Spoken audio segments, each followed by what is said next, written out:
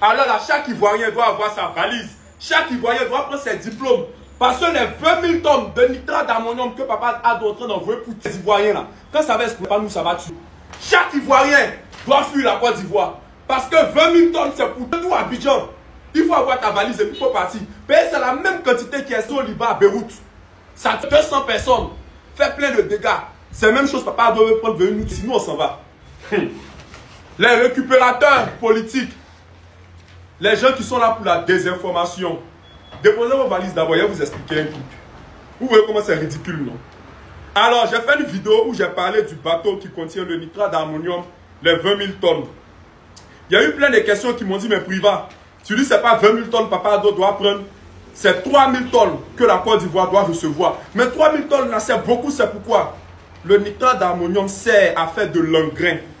Nous sommes le premier producteur de cacao au monde. 3 000 tonnes pour faire de l'engrais. Vous estimez que c'est beaucoup. Ça, c'est les opposants qui le disent. Hein. Mais demain, quand l'engrais va manquer dans le pays, c'est pour dire, oh oui, quand papa donne n'est pas gore. Et que c'est les gore qui font beaucoup de cacao. Il a fait en sorte qu'il n'y ait plus de cacao. Là, les gore ne pourront plus avoir l'argent. Là encore, c'est une autre récupération qui vient. C'est la jeunesse qui n'est pas intellectuelle. Là, c'est eux que vous allez blaguer. Allons terre à terre.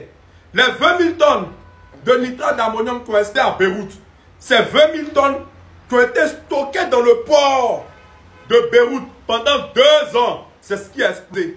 Mais pour nous en Côte d'Ivoire, on ne vient pas stocker. Et puis la Côte d'Ivoire n'a pas commandé 20 000 tonnes. La Côte d'Ivoire veut 3 000 tonnes. Ça n'a rien à voir avec 20 000 tonnes. Mais vu qu'on est un président responsable, qui sait que les 20 000 tonnes qui sont dans le bateau là est en danger, il a dit que le bateau se tienne à 25 km hors des eaux territoriales ivoiriennes. Pendant que, quand tu calcules la dimension de l'eau territoriale ivoirienne, on te parle de plus de 400 km. Ça veut dire, prends plus de 400 km et 25 km pour mettre dessus. C'est-à-dire, même si c'est explosé là-bas, là. Nous-mêmes, c'est pas les journaux, on va apprendre que c'est explosé. On va rien entendre. Payer 425 km. Mais papa doit tenir ça loin de la Côte d'Ivoire.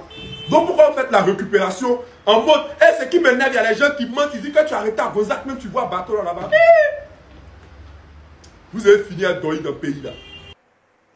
Mais en fait, moi je dis que ce n'est pas une affaire de Doi.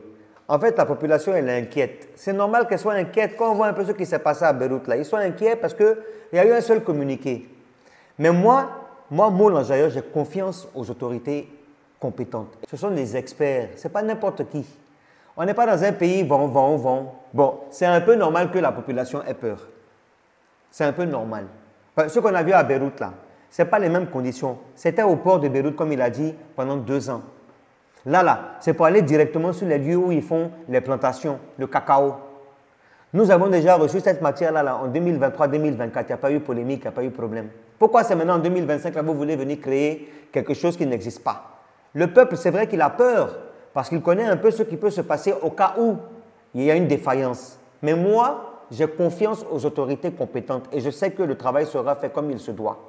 Juste qu'un communiqué n'est pas suffisant. Voilà, c'est le mot à dire. Il faut que ces experts-là viennent expliquer à la population ivoirienne comment le déroulement va se faire et comment est-ce qu'ils ont réfléchi pour éviter qu'il y ait un problème ou bien des dégâts. C'est tout.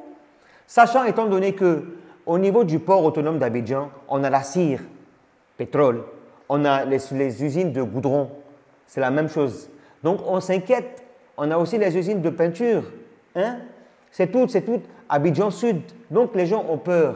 Tout ce qu'on demande, c'est que les autorités compétentes viennent rassurer la population afin qu'il n'y ait pas de polémique sur un sujet qui est peut-être à risque, mais qui est géré par les services qui sont compétents. Voilà. Moi, en tout cas, j'ai confiance. On a reçu en 2023-2024, il n'y a rien eu. Donc, je sais que 2025, là, ça va bien se passer aussi. Il faut juste avoir plusieurs communiqués pour rassurer le peuple, c'est tout. Hein? Maintenant, vous qui voulez venir faire polémique sur l'affaire Salala, pardonnez, on a déjà assez de problèmes à gérer. Voilà, ayez confiance aux services compétents du gouvernement ivoirien. C'est de ça qu'il s'agit. On est en 2025. Alors, et ça, bisous.